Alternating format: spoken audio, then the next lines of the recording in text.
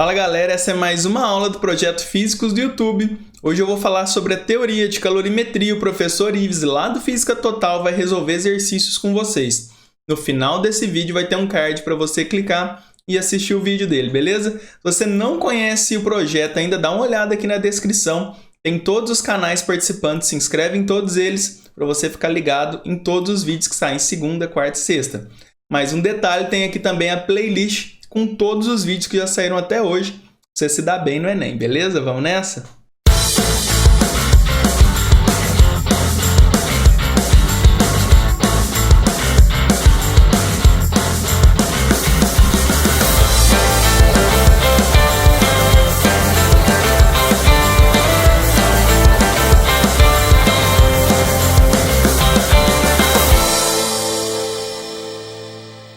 A calorimetria estuda calor, certo? Então a primeira coisa que a gente tem que fazer é definir o que é calor. Para isso eu vou usar o seguinte exemplo. Eu tenho aqui uma xícara de café quente, certo? E tenho aqui uma lata de refrigerante gelado. Se eles estiverem próximos um dos outros, isolados de todo o restante do ambiente, a gente sabe que vai acontecer o seguinte: esse café vai esfriar e esse refrigerante vai esquentar, certo? A gente vê isso acontecer no dia a dia. Por que que isso ocorre? Ocorre porque vai ter uma troca de energia térmica entre os dois. O café vai fornecer energia térmica para o refrigerante. Olha só, essa seta aqui então representando um fluxo de energia térmica, e é exatamente esse fluxo de energia térmica que é o calor. Ok? Então, o calor é um fluxo de energia térmica que ocorre espontaneamente devido à diferença de temperatura entre os corpos. E quando essa diferença acaba, quando o café esfriar e o refrigerante esquentar até que eles estejam em equilíbrio térmico, o fluxo de energia cessa, ou seja, não tem mais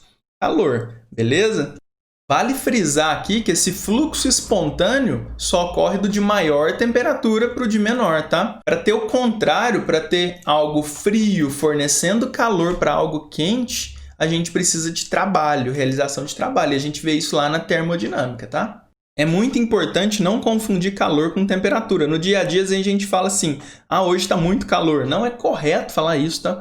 Correto é falar que hoje está muito quente, né? Está relacionado à nossa sensação térmica. Lembrando, temperatura é o grau de agitação das partículas de um sistema. Sensação térmica é a sensação que a gente tem, né? Devido à temperatura, por exemplo, a temperatura ambiente.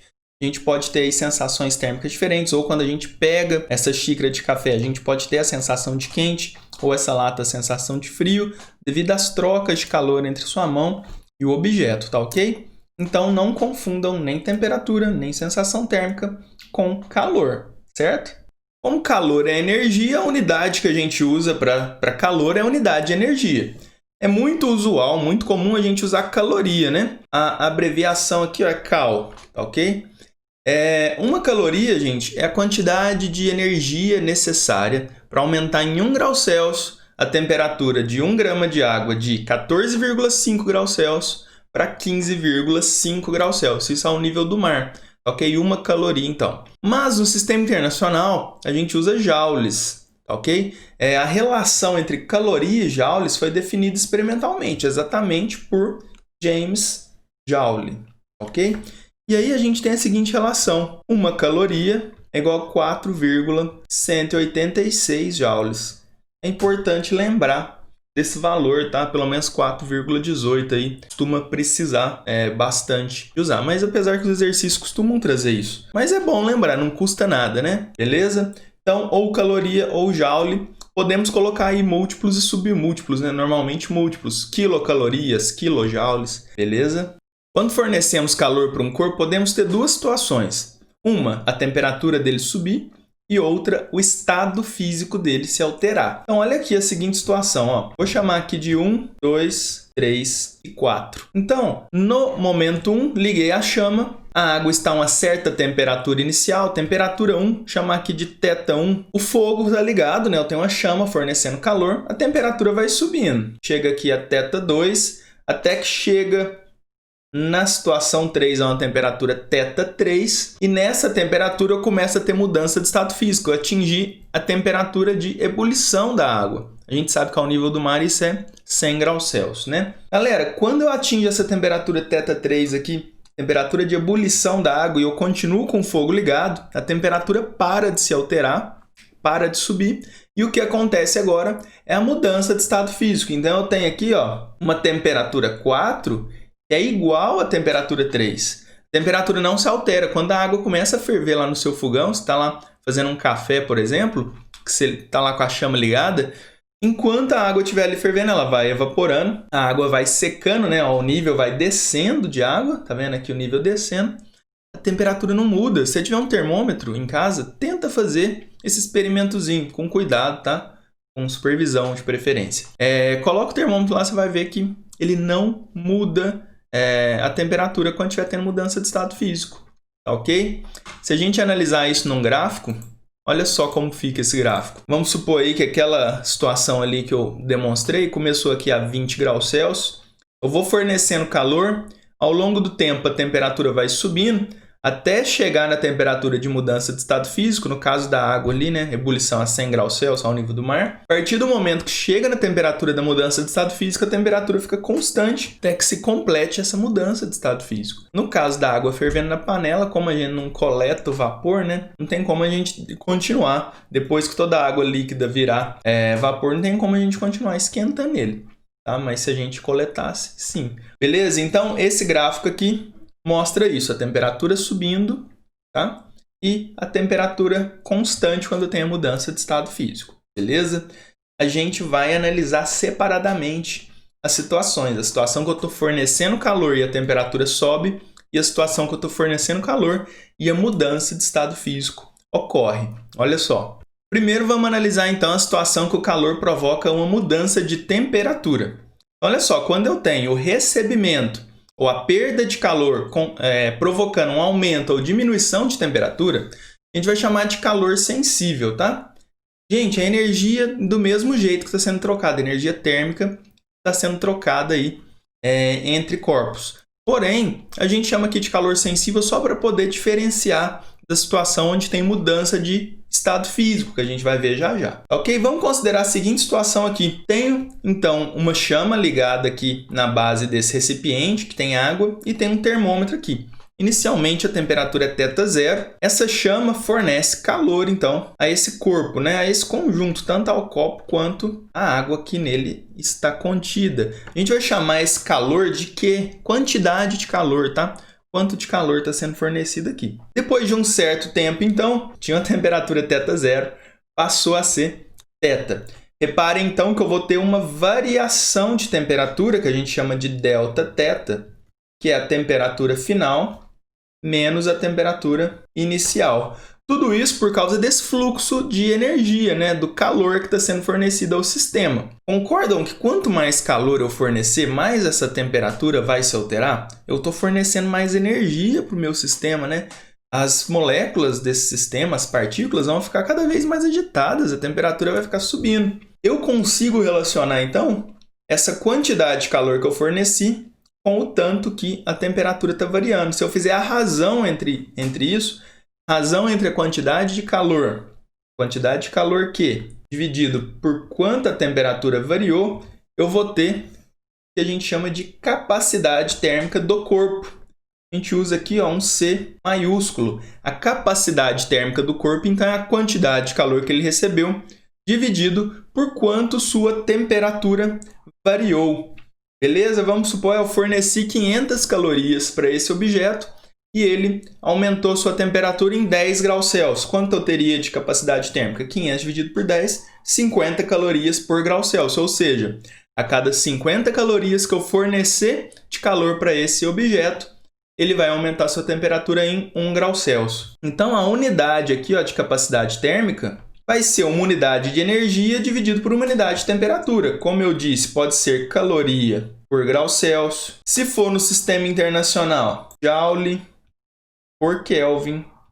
Mas podemos ter também joule por grau Celsius, ok? É uma unidade de energia sobre uma unidade de temperatura. Então, essa é uma propriedade dos corpos, a capacidade térmica deles, ok? Quanto mais energia eu precisar fornecer para ele variar a temperatura, maior é a capacidade térmica desse corpo. Tranquilo? Experimentalmente, observou-se que a capacidade térmica do corpo é proporcional à massa dele. Quanto maior for a massa, mais difícil é eu esquentar, né? Eu vou ter que fornecer mais calor. Faz sentido, não faz? Só que a capacidade térmica, na equação dela, não tem a massa. Repararam? Era a quantidade de calor dividido por variação de temperatura. Então, para a gente relacionar a capacidade térmica com a massa, por quê? Porque ela é proporcional, né? Vamos escrever aqui, ó, a capacidade térmica proporcional à massa, eu preciso de uma nova constante. Vai ser o calor específico da substância que compõe o corpo. Vamos considerar aqui corpos que tem só uma substância, tá? Esse calor específico a gente vai usar o C minúsculo, o símbolo dele, tá ok? Então, a capacidade térmica vai ser igual ao calor específico vezes a massa do corpo. Se eu isolar aqui, ó, calor específico igual a capacidade térmica sobre a massa, eu chego na seguinte equação. Substituindo aqui na capacidade térmica, quantidade de calor dividido por variação de temperatura, eu chego na equação calor específico é igual a quantidade de calor dividido pela massa vezes a variação de temperatura, que é ΔT. Então, repara que agora, com calor específico, eu estou levando em conta a massa também. Logo, o calor específico é uma propriedade da substância que compõe o corpo, tá? Enquanto a capacidade térmica era uma propriedade do corpo como um todo. Beleza? Vamos entender melhor isso aqui. Primeira coisa, qual que vai ser a unidade do calor específico? A unidade vai ser uma unidade de energia dividido por uma de massa vezes temperatura. Por exemplo, caloria por grama vezes grau Celsius, certo? Ou no sistema internacional, joule por quilograma vezes Kelvin. Beleza? E é o que a gente vai ver nessa tabela aqui. E aí vocês vão conseguir entender perfeitamente o que é calor específico. Talvez ainda não tenha ficado muito claro. Olha só. Tem aqui o calor específico de algumas substâncias, líquidos e sólidos. Tenho tanto na unidade mais usual, que é caloria por grama grau Celsius, quanto no sistema internacional, que é joule por quilograma vezes Kelvin. Por exemplo, a água. Qual é o calor específico da água? É 1 caloria por grama grau Celsius. Mas o que significa isso? Significa que se você tiver 1 grama de água a 15 graus Celsius e quiser aumentar a temperatura dela para 16 graus Celsius, você vai ter que fornecer 1 caloria. E se for 2 gramas, aí dobra.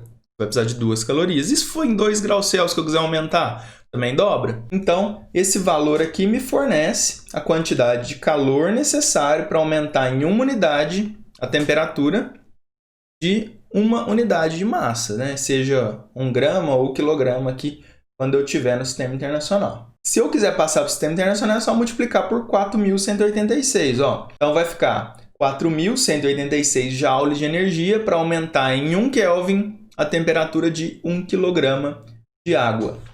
Beleza? Vamos dar uma olhada nas outras substâncias aqui. Na verdade, eu acho mais interessante aqui a gente ver o gelo. E na verdade é a mesma substância, né? É água, só que em outro estado físico. Repara que quando eu passo a água para o estado sólido, cai pela metade praticamente o calor específico dela. Não é bem interessante isso? Eu preciso fornecer apenas a metade de energia para variar a temperatura do gelo quando eu comparo ele com a água líquida. 53%, né? Então, enquanto eu teria que fornecer 1 caloria para cada grama de água aumentar em 1 grau Celsius a temperatura, o gelo eu preciso só de 0,53 calorias. Gente, um detalhe importante aqui é que quando eu estou falando de variação de temperatura, igual aqui na minha equação fala de variação de temperatura, em Kelvin ou em Celsius dá na mesma, né?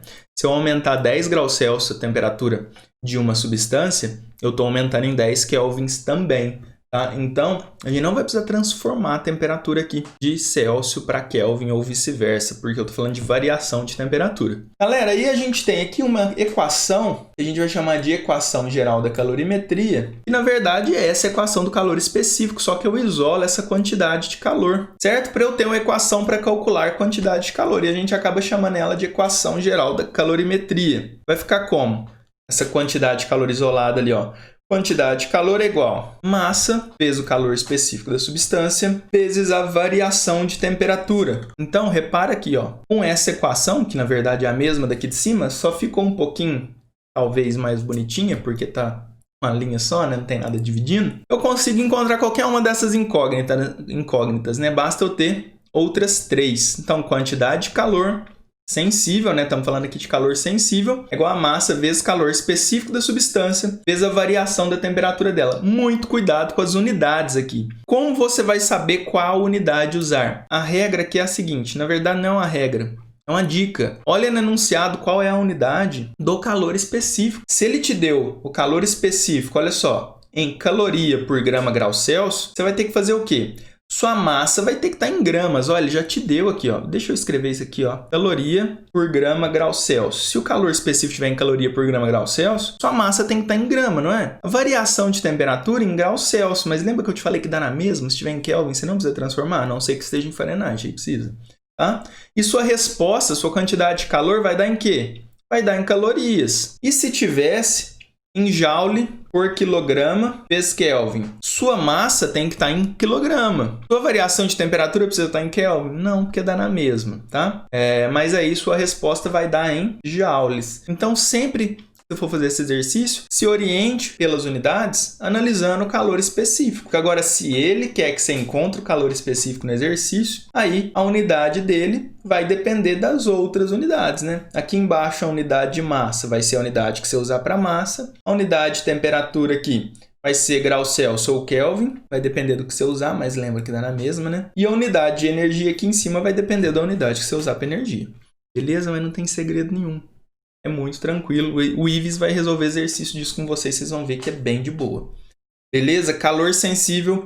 Então, quando tem variação de temperatura, é isso aqui. Tá, ok?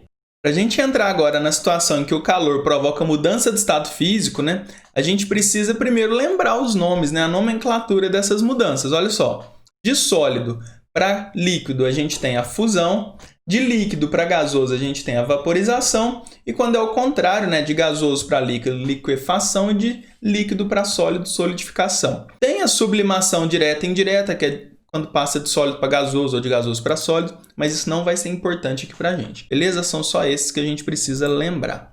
Tá, ok. Agora a gente entra então no calor de transformação. É o nome que a gente dá para o calor quando ele está causando uma transformação física, tá? É energia térmica do mesmo jeito, gente. Só que agora a consequência é outra. É uma transformação física, né? Uma mudança de estado físico.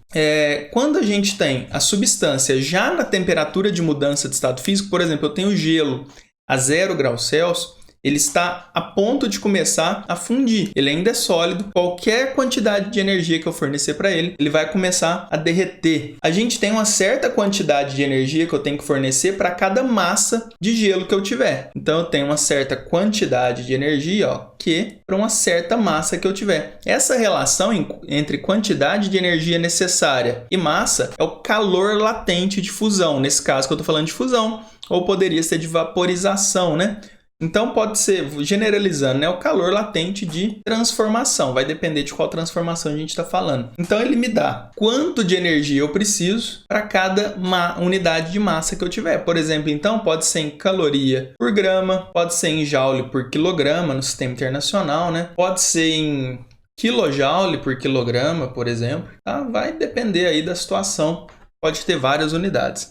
Então, o calor latente me dá quanto de energia eu preciso para realizar essa transformação física para cada unidade de massa.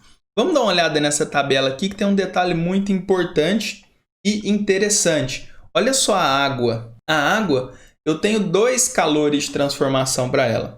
Por que eu tenho 2? Eu tenho o calor de fusão e o de vaporização. São valores diferentes. São quantidades diferentes de calor que eu preciso para derreter um gelo ou para fazer a água ferver. Olha só, calor de fusão da água, praticamente 80 calorias por grama. Então, para cada 1 grama de gelo derreter, eu preciso fornecer 80 calorias. Já o de vaporização, eu preciso aí de 539 calorias para cada grama de água para ela passar do estado líquido para o estado gasoso. Reparem que o de vaporização é sempre maior. Podem dar uma olhada aí nas outras substâncias. Agora, um detalhe importante. Isso aqui é um fornecimento de energia para passar de sólido para líquido ou de líquido para gasoso. Mas se eu retirar a energia, eu tenho o processo contrário, né? Qual que é o processo contrário da fusão? É a solidificação. Da vaporização é a liquefação. E esses valores, eles mudam quando eu estou tendo uma solidificação, por exemplo, vai ser 79,5 ainda? Vai, a única diferença é que eu preciso retirar energia ao invés de fornecer. Na liquefação a mesma coisa, ó. Vai ser 539, mas eu preciso retirar esse 539. Isso implica no quê? Implica que o calor latente de solidificação, que eu vou chamar de LS, é igual ao negativo do calor latente de fusão. E o calor latente de liquefação é o negativo do calor latente de vaporização. Beleza? Entenderam a ideia? Então é só pegar esse valor e colocar ele negativo. Galera, só um detalhe para a gente finalizar essa parte aqui. Se eu isolar a quantidade de calor ali naquela equação, vai ficar a quantidade de calor igual a massa vezes calor latente. Então, se eu precisar calcular a quantidade de calor, é só fazer a massa vezes calor latente, tomando cuidado com as unidades, né? A mesma dica que eu dei para vocês anteriormente. Olha qual unidade está o calor latente, você vai saber qual unidade você tem que usar para massa. Beleza? Curva de aquecimento de uma substância, ela nos mostra graficamente como que essa substância se comporta quando ela recebe calor. Olha só, tem aqui a curva de aquecimento da água. Estou aqui, ó, um bloco de gelo inicialmente a menos 50 graus Celsius. Tem aqui, né, as temperaturas e as quantidades de calor em caloria. Ele vai recebendo energia, então, e a temperatura dele vai subindo. Por quê? Ele só vai derreter a 0 graus Celsius. Então, eu estou esquentando o gelo, por mais estranho que isso pareça. Até ele chegar aqui a 0 graus Celsius. Em um exercício, ele poderia te dar um valor aqui, tá? Ele poderia, por exemplo, falar, aqui é 1.000 calorias, 2.000 calorias. Só, então, nessa primeira parte aqui, ó, eu tenho a minha substância sólida, certo? Vou chamar de etapa 1. Na etapa 1, a minha substância está sólida. Quando ela chega a 0 graus Celsius, aqui o gelo ele começa a derreter. Quando ele começa a derreter, ó, a temperatura fica constante. Repara quando a gente tiver um degrau na nossa curva de aquecimento, a gente tem uma mudança de estado físico. Então aqui, ó, tem a fusão. Eu sei que é fusão porque inicialmente estava sólido aqui, né? Então na fusão eu tenho sólido mais líquido. Eu tenho então dois estados físicos coexistindo e a temperatura não muda. A partir do momento que todo o gelo derreteu, então eu vou chamar aqui de etapa 2, né? Eu vou para a etapa 3. Na etapa 3 eu tenho somente a água líquida e ela vai subir na temperatura até chegar na temperatura de vaporização. Então aqui, ó, nesse próximo degrau eu tenho a vaporização.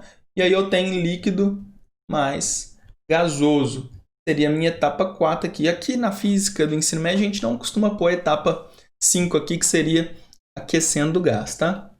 Alguns detalhes importantes aqui são o seguinte. Nesse caso aqui que eu tenho 2 degraus, eu já sei que o primeiro vai ser fusão e o segundo vaporização. Alguns exercícios trazem só um degrau no gráfico. Aí ele tem que te falar se inicialmente aqui, ó, nesse ponto que iniciou o gráfico, estava no estado sólido ou líquido, tá?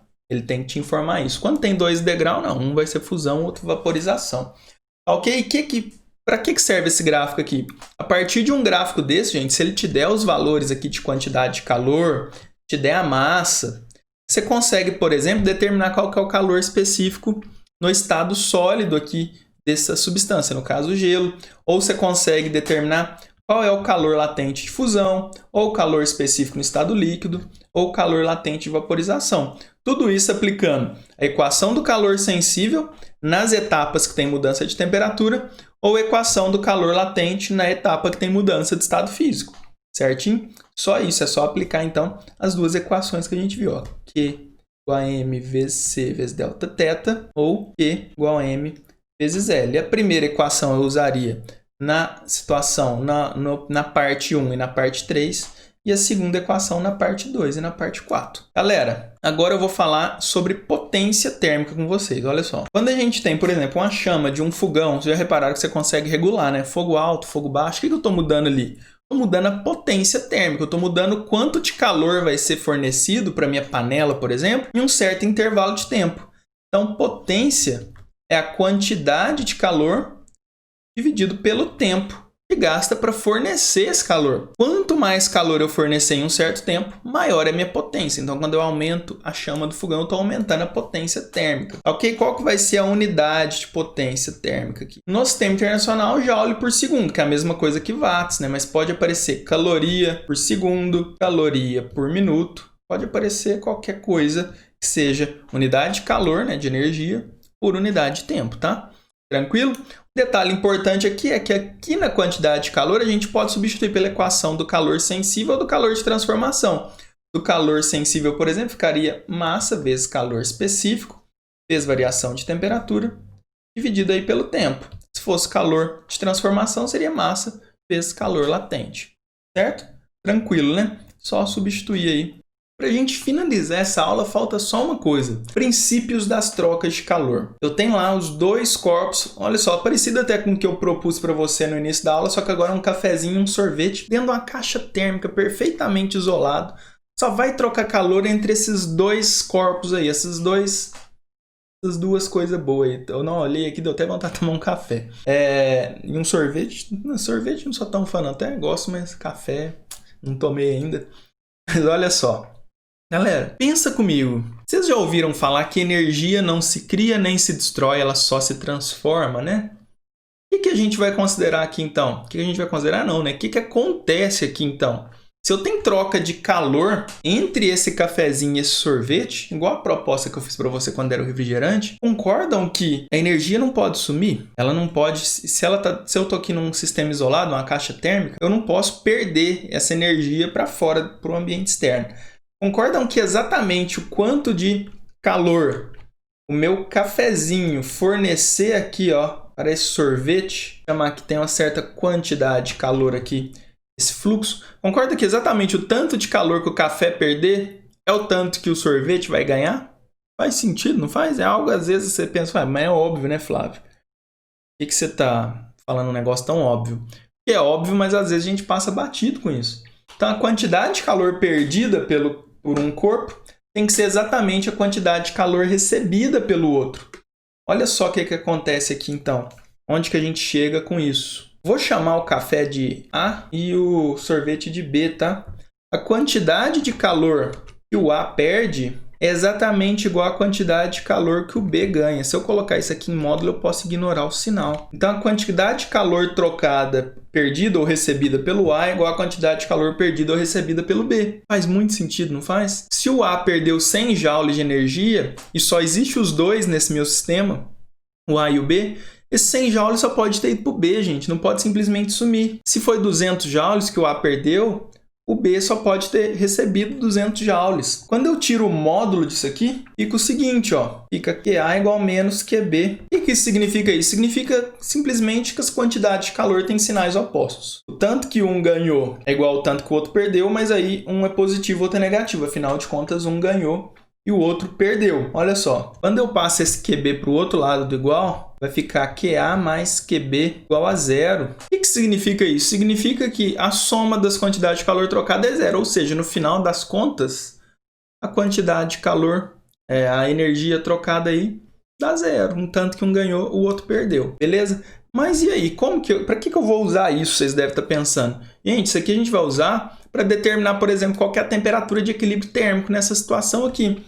O café vai esfriar até quanto? O sorvete vai esquentar até quanto? A gente usa os princípios das trocas de calor. E aí, por exemplo, aqui para o café, o que eu vou fazer? Se eu sei que o café só esfriou, não mudou de estado físico, eu vou colocar aqui para ele, na quantidade de calor, a equação do calor sensível, da quantidade de calor sensível. No B, o sorvete, eu sei que o sorvete primeiro esquentou e depois derreteu. Eu vou ter que colocar aqui para ele a equação tanto da mudança de temperatura, do calor sensível, quanto da mudança de estado físico, tá ok? Vou mostrar isso aqui para vocês agora, olha só. Eu simplesmente, olha só, então, QA mais QB igual a zero, eu simplesmente abro essa equação de acordo com o que está acontecendo com cada corpo. Por exemplo, o café. O café eu sei que ele vai só esfriar, certo? Então, aqui para o QA, eu vou fazer o quê? Eu vou escrever no lugar de QA, massa de A, que é a massa do café, vezes o calor específico dele, vezes a variação de temperatura dele. Ok? E o sorvete? Não, o sorvete eu sei que ele estava bem gelado, abaixo da temperatura de fusão.